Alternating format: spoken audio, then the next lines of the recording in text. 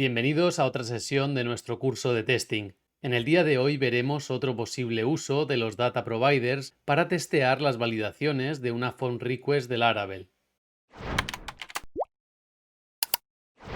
En lecciones anteriores probamos el correcto funcionamiento de un CRUD de productos. Vimos que el método store del siguiente controlador es el encargado de guardar un nuevo producto en la base de datos y que antes de llevar a cabo esta operación comprueba mediante una phone request de Laravel que se cumplen las validaciones establecidas para cada dato enviado en la petición. En nuestra clase de phone request se definen múltiples reglas de validación. Por ejemplo, observamos que todos estos campos deben existir al estar marcados con required. Podríamos estar tentados de crear un método de test específico para cada validación, es decir, ID es requerido, descripción es requerida, precio es requerido, etc. Para evitar esta duplicación de código, podemos utilizar un data provider. Desde nuestra clase Administración Producto Controller Test, vamos a crear un nuevo método de test, al que llamaremos status 422 al crear producto con datos inválidos. El enfoque del test será el siguiente. La fase de preparatoria, consistente en la creación del array con los datos inválidos, quedará centralizada en un data provider que crearemos más tarde. En la fase de la llamada, ejecutaremos nuestra petición contra el mismo endpoint, pero con unos datos diferentes en la carga útil. Y finalmente, verificaremos que el estado de respuesta de la petición sea un 422 y que los campos y mensajes de error varíen según los datos enviados.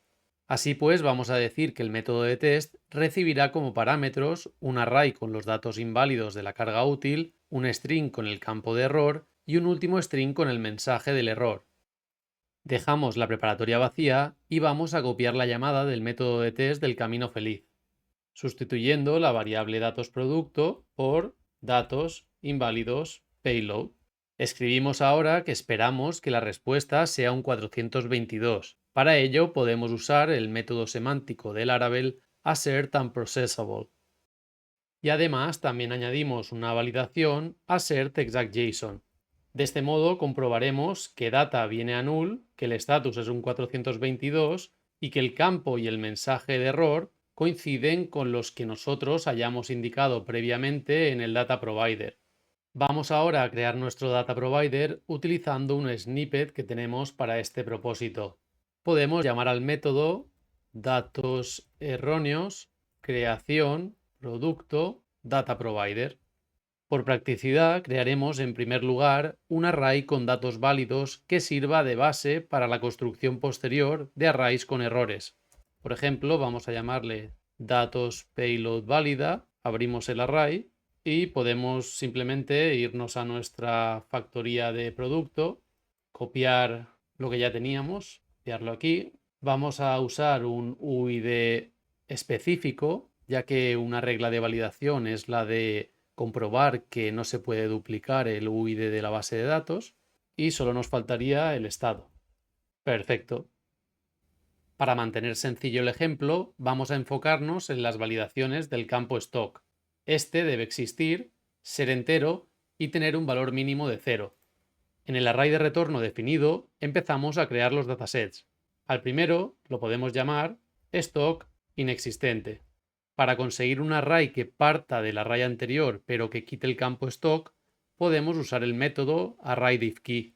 Le diremos que el campo de error es el stock y que el mensaje de la excepción debe ser crear producto exception 011 que coincide con la que aquí definimos desde nuestro phone request. El siguiente conjunto de datos añadiría un stock que no es un entero. Y por último, otro conjunto de datos en el que el stock, podemos decir, es menor que 0. Perfecto, pues ya lo tendríamos. Una cosa muy importante que no podemos olvidar antes de ejecutar nuestro test es añadir el data provider al método para que pueda recibir los valores. Ahora sí, ejecutamos nuestro código y veo que no funciona porque somos así de guays y como usamos el Spanglish, hemos usado mensaje para la clave, pero en realidad estamos usando field y no campo para esa clave. Así que nada, vamos a arreglarlo. En vez de campo aquí debe de ser field. Volvemos a ejecutar y ahora sí que está pasando nuestro test lo que demuestra que hemos reutilizado con éxito este método de test para validar diferentes casos de error que devuelven mensajes distintos. Antes de continuar, un apunte adicional. Si vuestro proyecto usa Laravel como un framework full stack con vistas de Blade, es probable que uséis otros métodos de verificación como assert status de 302 para comprobar que se redirecciona al mismo formulario, assert session has errors pasando un array de claves con errores de validación, en nuestro ejemplo sería stock, o más semántico aún, Laravel dispone del método assertInvalid que también usaríamos con la clave stock.